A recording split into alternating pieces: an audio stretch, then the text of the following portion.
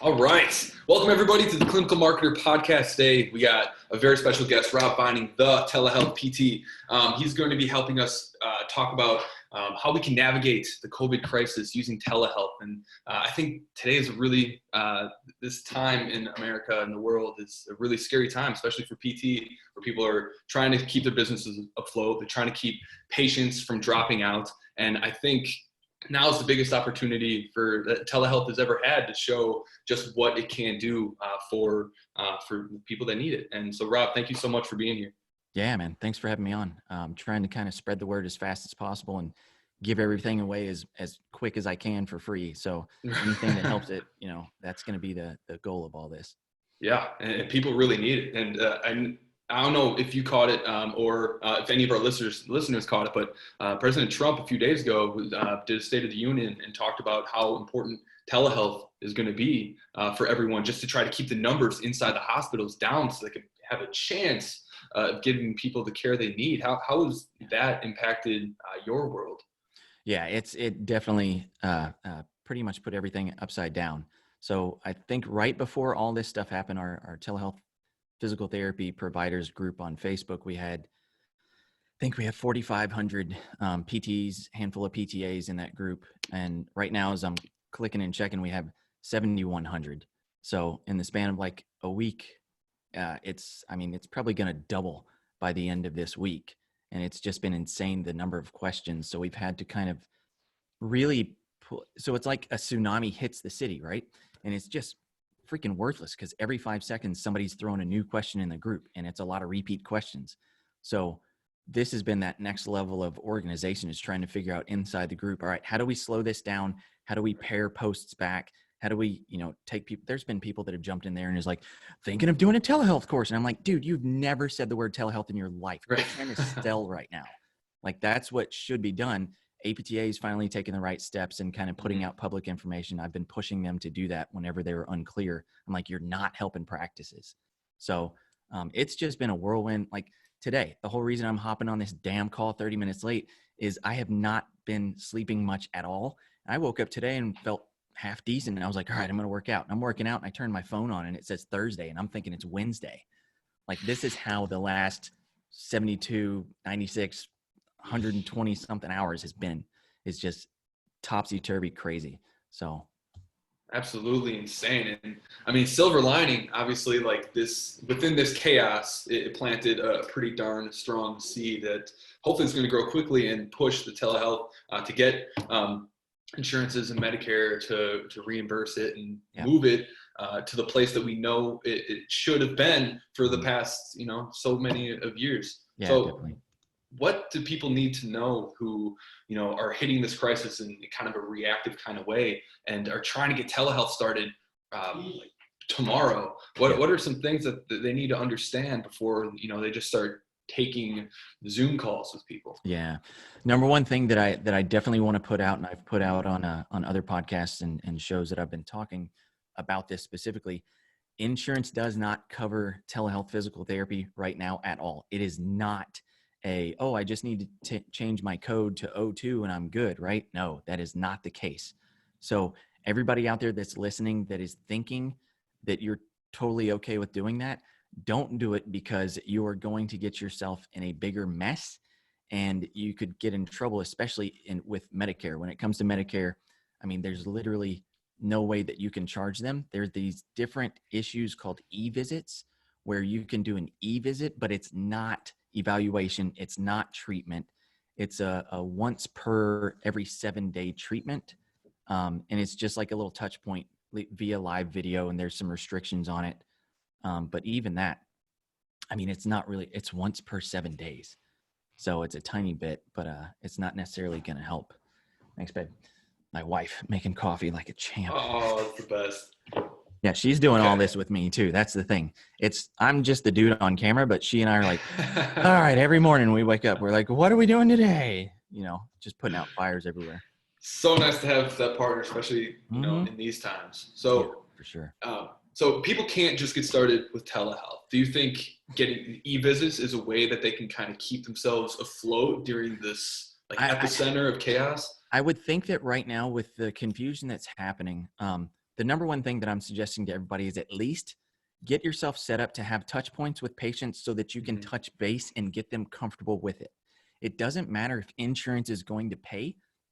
If you're not going to get reimbursed and you don't have patients that are going to participate, it's a moot point. Like, it literally has no bearing at all.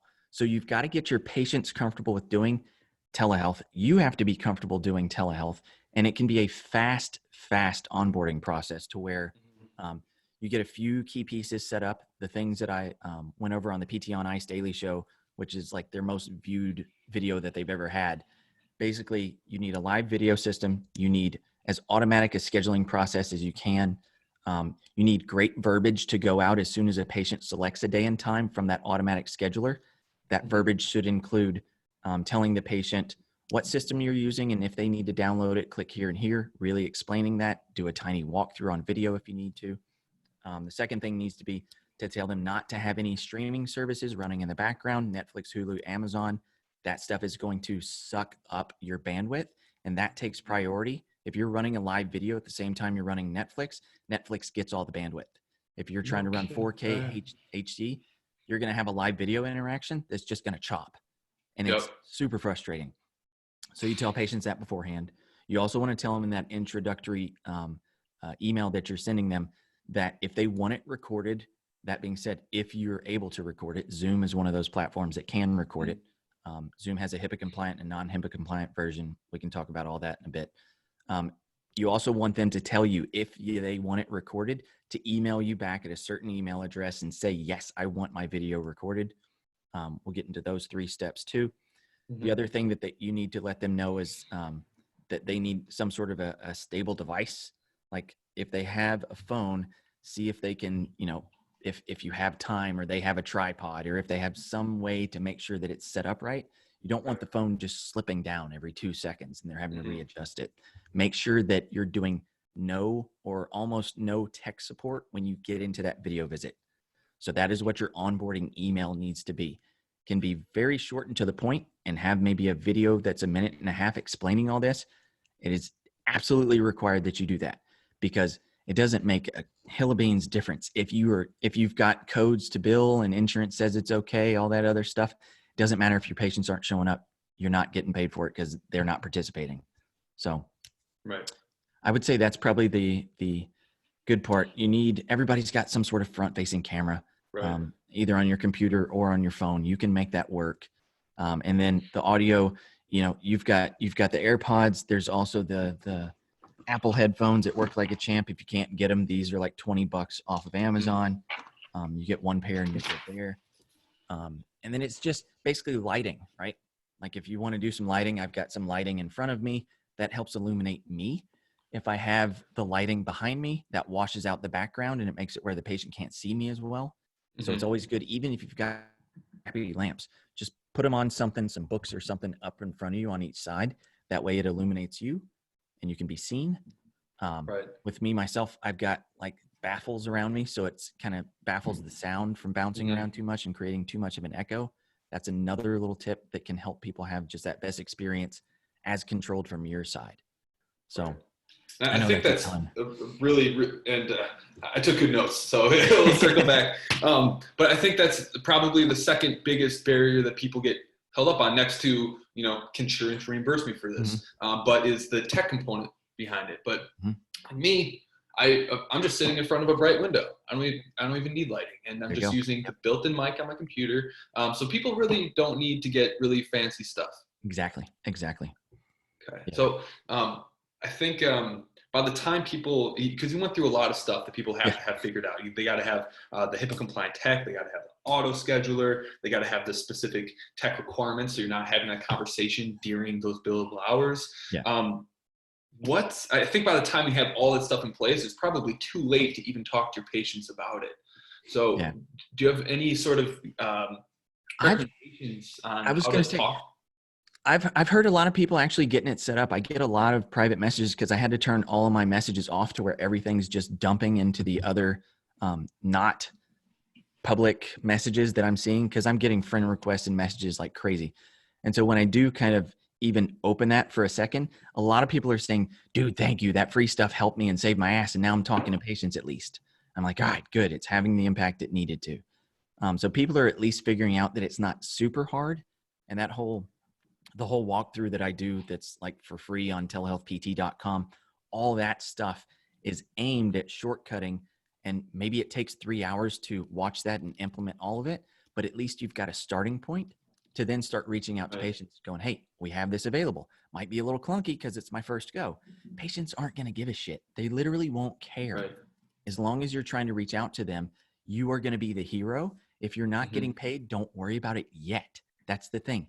Make your patients comfortable, show the value, then they're going to be fine with paying if they have to, if that's even available and kind of outside the contracts and not part of the Medicare, all the other stuff that needs to come into play. But focus on making connection with the patient and then kind of get into it there, because a lot of people are behind the 8 ball. And if you're sitting there, frustrated and worried about, oh, well, I'm not going to get paid. Well, you're not getting paid anyway. So do something that's going to be at least beneficial for the patient. So then you can kind of capture those people again, and then you'll always have that added to your practice. Yeah, I love that. And you're just protecting the long term, because right now in these uncertain times, people are just desperate for some certainty, and they're looking for just one person that seems like they have their crap together that they can listen to. Yep. And I think what you just said was so valuable. Just even if you don't have it together, just go and start being that leader for those people. Start giving them support, because when this is all over, they're going to remember the person that was there to help them out. That's right. That's right. Yeah, it's super important, man. So I'm checking out the free resources you were talking about. Is that the Telehealth PT library just on the homepage? Yeah, so that's free. That's 320 odd actual visits. So that's a whole different thing. Like, we've got all this set up perfectly for the time right now, to where people that are just walking into this and looking at telehealth physical therapy, they're like, this dude almost like, it looks like he knew something like this was going to come about. And I'm like, no, I've been doing this for 15 years. Like, this is something I've been railing our profession about forever, right? And so now that it's here, we've got the Telehealth PT library, which is part of the Telehealth 10K challenge. That's a whole different thing. We're running the second competition right now. There's 320 plus video visits there of random, not me. None of those visits are me. These are all other PTs doing visits for examples, so other therapists can see this is how telehealth is done. Now, at the end of, or the middle of May, we're probably going to have another 400 or 500 videos to plug into there, again, across all different spectrums and niches of PT. So again, somebody from pediatrics can go, what the heck does that look like? You go into the library, watch it for free. Ortho people with back pain, what does that look like? Then you can watch some other videos there too. I needed that so that other PTs, when the time came, which now it's right here, people have examples. Now the everything you need package, it says $99 on there. That has a free coupon code. Anybody listening to this, please listen closely. If you go in there and you click, there's a little link for adding a coupon code. Start by typing in, I think we're on the coupon code everything 9 right now, because I didn't want one coupon code that would break, and then every time that I've been on a show and say what the coupon code is, it runs out, because we have run out of thousands of these already. So if you start with like everything 9, everything 10, everything 11, just keep going through until one of those coupon codes works. Yeah, the everything you need package. Everything you need. I'm so happy you're doing this. Yes, this is perfect, because it will guide people. I get so many questions. How do I do it? So if you people need this, and then you do the buy for 99, and then that's going to pop that up, and you put in your email, so that way it can verify.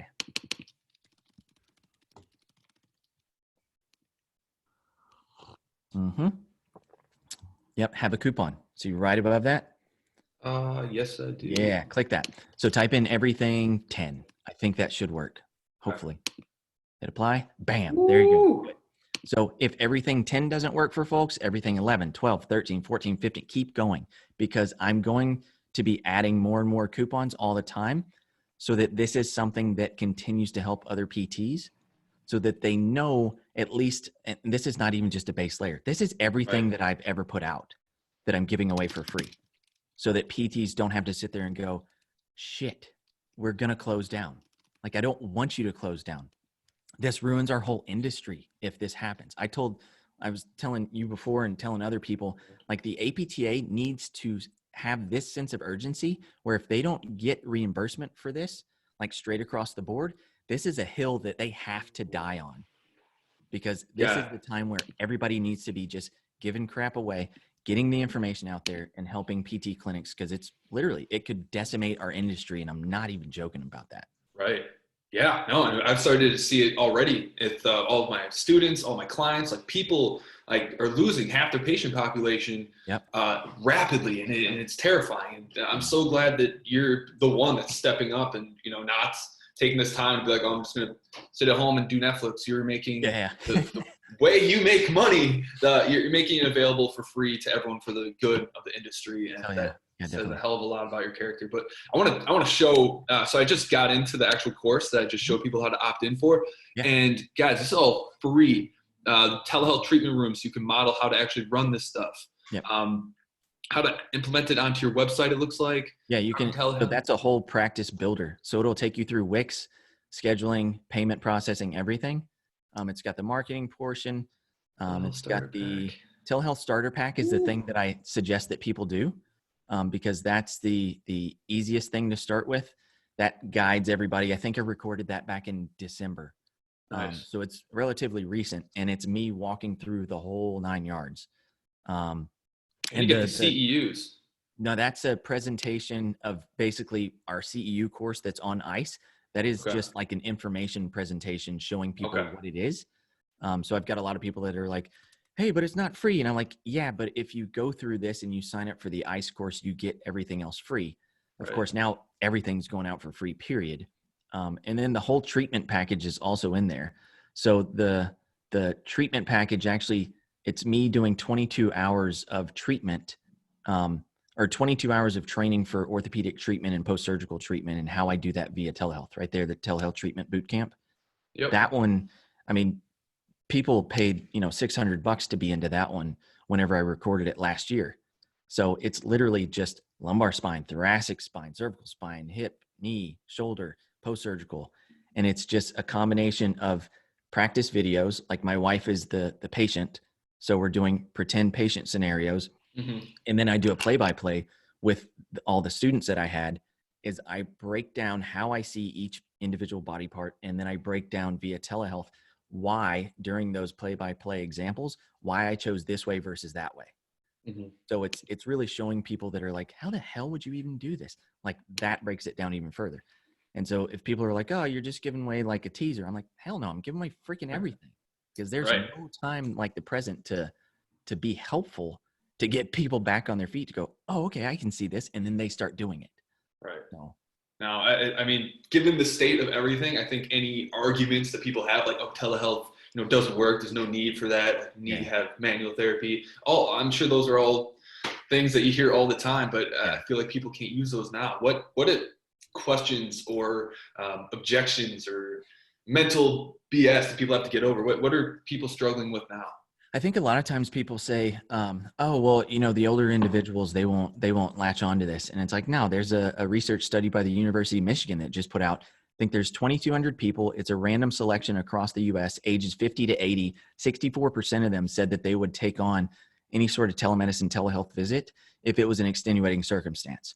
So that was last year. If you asked all those same people now, I guarantee you it's 99% of those people are answering basically, yeah, I'll take it, because that's all that's available, right?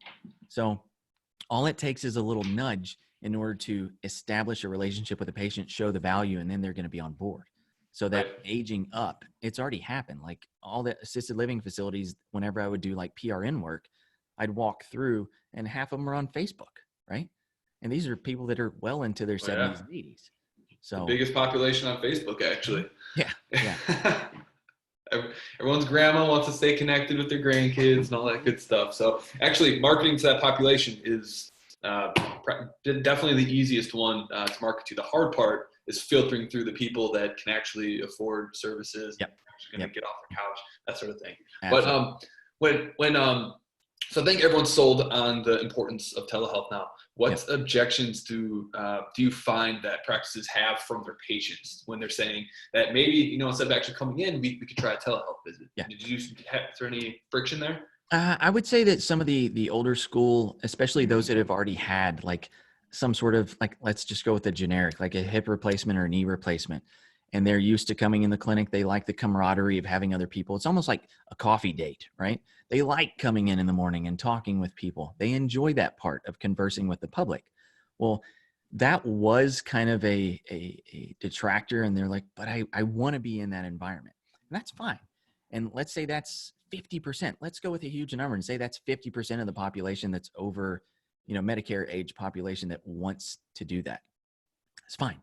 You still have 50% of the population that would be open to that. Now, when you age down and you look at the population that's super busy, they're looking for convenience. They don't have the vacation time to take off 3 times a week to come into PT, to fight traffic, to park, pay for parking, get in the clinic, do their 2 hours, go home and go, I could have done some of that at home, you know? And I think that's where we're at now. And it's a bummer that this push is the thing that's making it more realistic for everyone, patients included. But this is something that it's not going away. I mean, this is now making telehealth as common as a cell phone. Like I said on my podcast the other day, telehealth is the new toilet paper, right? Like it's literally the thing that everybody is looking for. So it's one of those scenarios where it's beneficial. You just have to know how to do it. Patients are going to be receptive to it. Every patient that has dealt with individuals that are in like my Institute of Clinical Excellence course, we have them do practice visits with family and friends first, and then we have them do real visits at the end. When they do a real visit, they have to report back. And all the reports are all like, yeah, my patient was like, I didn't know what to expect. And then at the end, they're like, dude, this was so good. Can we do this again? Because they understand the value is in education and the analysis. It's not necessarily in the hands-on, because if we all just thought our hands were the key for everything, we'd all have gone to massage therapy school, needed no assessment skills, and just put our hands on everybody and not even done a subjective. Right. So that's the big key, is knowing that it's in here, and it's the teaching, the education, the training the patient that they have the capability to control their own health. And when you can make that connection, it sticks. So telehealth kind of is a better push at doing that if you're not good at it in the clinic, and your go-to is, hot pack stim and manual therapy. If you're not good at doing the outside stuff of really teaching and educating, telehealth is going to make you good very fast. Yeah. Yeah. What about equipment, that sort of thing? Like, how do you handle that? So usually, thank God for Amazon Prime, right? So Amazon Prime, and the simplest things in the world are heavy TheraBands. You could send them like a little collapsible step. So something that'll make them exhausted. Think about it this way. You've got an 8-inch collapsible step. You have them set it up right up against the kitchen sink. They're holding on to the kitchen sink, and you have them do step ups for a minute and a half. That's going to exhaust a lot of people, right? So it doesn't have to be super difficult, but you can do TheraBands for $10. I would send it to my patients for free because I would just build that into part of the package. If there's something with a post-surgical and it's a knee, for example, I'd send them a pedal bike, which is $20 on Amazon. They just push it up against the door trim, have a chair set up there, and then they can change the tension on it. Super easy, $20-$30, done. And then if they've got like a shoulder issue or upper body issue, send them some pulleys, $15, done. So it's all these little cheap pieces. And when they get those pieces of equipment, patients are just like, this is the best thing ever. Like, you even sent me the equipment to where I didn't have to go outside of my house. Right. But if they need to go outside of their house and buy something because they don't want to give you their address or something like that, just have them go to like the TJ Maxx, Ross, and all those places. They have a tiny little gym equipment section. All of them do. And they're seriously on sale for like $5 for TheraBands, right? Or some 10-pound weights for $6. Super easy. So it's cheap, and you can just show them that this is where you can get it. You don't have to spend an arm and a leg. And then it's just repetitions, getting it dialed in to where they can do all the exercises, teach them the form, and then exhaust them. Like, it's not too hard. Right. No, it makes so much sense, especially with how many services are basically following that model. Whether they're having virtual conversations, everything is, people want to do it in their home. Now more than ever, obviously. Yeah. Now, I think the last core question, just on like how it should work, that my audience would have and our listeners would have is how would you price this versus a normal in-person visit? Yeah. So myself personally, when I was doing this for cash, so I haven't seen a patient, dude, since September, October of 2018. Like I've basically burned the bridges and haven't seen patients since then, just been doing this and teaching people. When I was seeing patients, I would price it as flat fee, just eval or 1 hour long session. I do it for $95. And then a half hour session was $55. And so most people would look at the half hour price and be like, no, I'll just take the hour anyway. Mm-hmm. And I would never see patients like 3 times a week unless it was a brand new fresh total knee or some sort of post-surgical where I really wanted to keep tabs on these patients. Then I would see them maybe the first couple of weeks, 2 to 3 times a week. But for the majority of patients, I'd maybe see them twice the first week, an eval and a follow-up treatment. And then if everything was going well and they were pretty independent, I would make sure maybe wean that down from 2 to once a week. And then always have that possibility of them reaching out and saying, got an issue, can I pop in? And then I'd let them get on my schedule for, as soon as possible. But it was super easy. I mean, it was, I never got kickback for that because patients a lot of times were like, this is kind of my copay anyway. Like Cross Blue Shield for the Carolinas for PT, it's $95 for a copay for PT, which is insane. So if you're just charging that anyway for something where it's much more convenient for the patient and you're a whole hour of one-on-one time instead of one therapist to 4 patients, that's a big difference. And you don't have to wait for, whenever that insurance check is going to come if you just do it that way.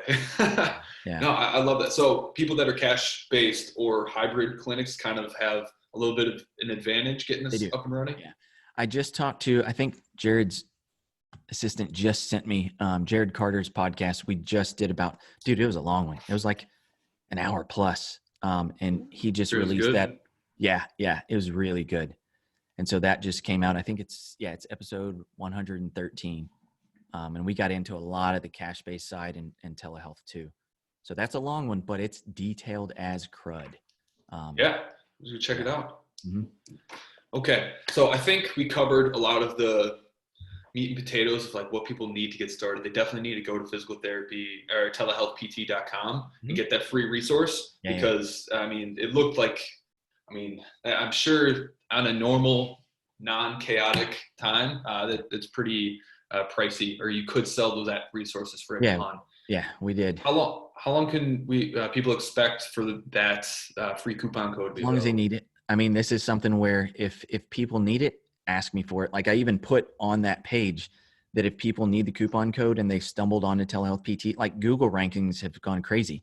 Now the Facebook group and telehealthpt.com are on first page for people typing in telehealth physical therapy. So Google has basically recognized, thank God for having Google Analytics plugged into telehealthpt.com, because Google saw that and basically went, people are spending tons of time on here. Lots of people are coming to it. And so they surface it up. So with that being the case, when people stumble onto it, I even have written in there, look, if you're looking for a free public benefit coupon, which we have, just join the group and those updated coupons will be in there. So I wanted people to make sure that they could also get into a group of, what's now 7,200 PTs and PTAs that are talking about this and helping each other. So it's almost like the tech support side is the Facebook group, and then the actual software, which is not even software, it's just the framework and the process of getting it started, is the telehealthpt.com free stuff. Perfect. Yeah, thank you for sharing that. So if our listeners are struggling with cancellations, no-shows, they can certainly use your resources to get a telehealth solution up there, whether it's paid or it's giving out free so you can work out the kinks and just be that person for them. We talked about how they can use a HIPAA-compliant Zoom program to get the software up and running. And if that's expensive, use Doxy. If you go to zoom.us and you're like, $200 a month, I can't do that. Go to doxy.me. It's a cheaper version. Get the professional one, which is $35 a month. That's going to give you the adjustable quality to where it's high definition, standard definition, and low definition. The free version only gives you low definition and it cuts in and out a lot. So I always suggest do the paid. It's $35 and it gives you payment processing, a waiting room, a lot of good features. Beautiful. Sorry, And didn't. then, no, that's perfect. If you cut me off and throw something in there. So the next piece was having some sort of auto scheduler. You could use PT Everywhere, Calendly even. Do you have a recommendation for that? Yeah, I think, what is it? Intake Queue has a good one. Take It's you. HIPAA compliant. Acuity Scheduling has a HIPAA compliant one. There's a few of them that are HIPAA compliant. And a lot of those you can tie into your G Suite, which you can also make HIPAA compliant as well. They have pretty fast HIPAA compliance with that. So it all works nice together. We walk through, I think all those. No, we don't do Intake Queue. We hadn't walked through that yet. But I know with like using Wix, which is a graphical user interface builder for a website, super easy. And it has a scheduling system that can tie into your G Suite. So it's HIPAA compliant there too. Yeah, beautiful. Okay, then just having the basic understanding of like what could go wrong on the patient side, so you can have an onboarding email. Yes. You talked about not having Netflix or anything else in the house running that's going to eat up your bandwidth. And I'd recommend just people listening, go to telehealthpt.com and find the free resources, because it sounds like you have a list of all these things. So he takes care of all that for you. Is there any other piece that people need that they can implement this as fast as we can to minimize the impact of COVID? Yeah, I would definitely say practice a couple times with a friend or family member just to get the bugs out of the system, to where you know where the audio button, like the mute and unmute, and the video button where you turn it on and off, have at least a base knowledge. It will be very fast. Most of these systems are very intuitive. Just have an idea, practice a couple times, and then when your first patient comes on, just let them know. Be blunt and honest and go, this is my first time using this with a real patient. Let's see how it works out. Oh, the other thing, recording. Sorry. This was the other piece. If the patient asks you to record and they respond to your email that you sent to them and say, yes, I want it recorded. Okay, that's one step of 3. That's the first piece. You've got an email verification that the patient wants it recorded. When they show up for the visit, do not hit record yet. You ask them again, is it okay that we're going to record this? You said in the email, I just want to verify.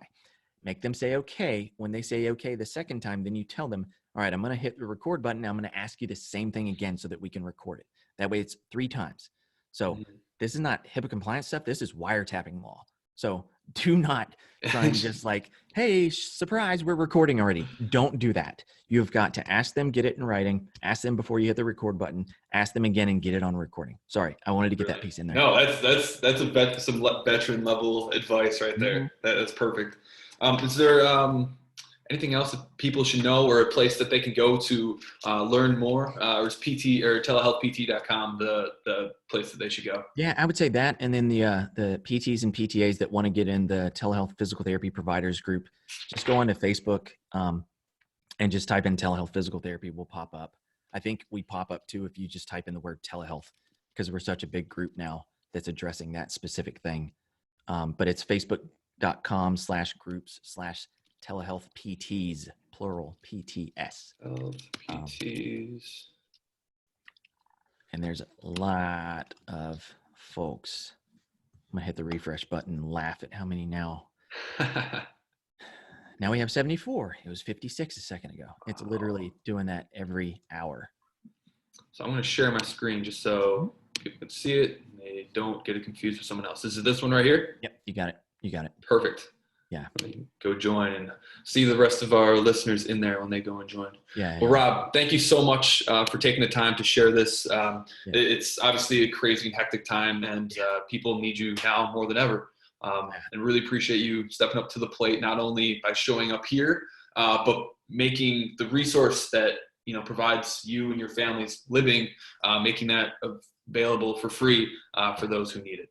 Yeah. There's a lot of people that are out there kind of saying, we got to work together, but there's some fake ass people out there that are trying to do telehealth stuff that don't have a clue what they're doing and have never seen a telehealth session. That's why I want to give this for free, so that people can find, like, I've made tons of mistakes. So just take advantage of the 15 years of things that I've found out and take them for free and go. That is the big thing. Keep your practice alive. Yeah. Thanks, Rob. Anytime. Thanks so much.